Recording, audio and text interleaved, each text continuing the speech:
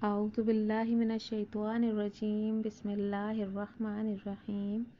حدیث مبارک۔ رسول اکرم صلی اللہ علیہ وآلہ وسلم نے حضرت ابو ذر سے ارشاد فرمایا کہ تم قرآن کی تلاوت اور اللہ سبحانہ تعالیٰ کا ذکر کا اہتمام کیا کرو، کیونکہ اس عمل کی وجہ سے آسمان میں تمہارا ذکر ہوگا اور یہ عمل زمین میں تمہارے لیے ہدایت کا نور ہوگا۔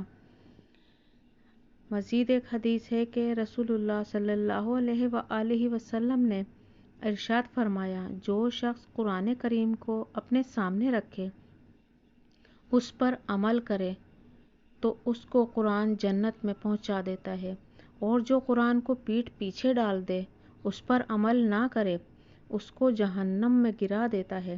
رمضان کا مہینہ ہے، قرآن کو سیکھیں، سمجھیں اور اس کا ترجمہ اور تفسیر پڑھیں کہ اللہ اپنے مومن بندوں سے کیا فرما رہا ہے، کہ یہ کتاب قیامت تک ہمارے لیے رہنمائی کے لیے ہے، اس کو روزانہ پڑھیے۔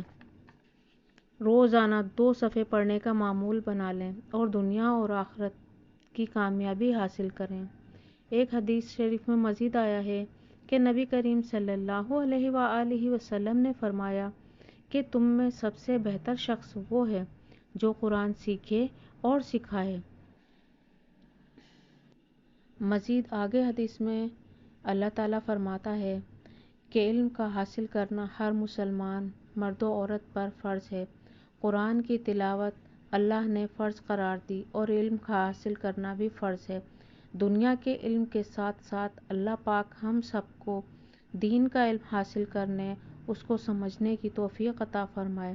میرے نبی نے فرمایا کہ دین آسان ہے، اس کو سیکھیں اور سمجھیں اور اس پر عمل کریں، کیونکہ قیامت والے دن ہمارے وقت کے بارے میں سوال ہوگا، اور یہ 3 چیزوں کے بارے میں سوال ہوگا کہ جان اور مال اور وقت کہاں خرچ کیا، اور یہ تینوں چیزیں اللہ اور اس کے رسول کے راستے پر لگائیں اور دنیا اور آخرت کو پائیں۔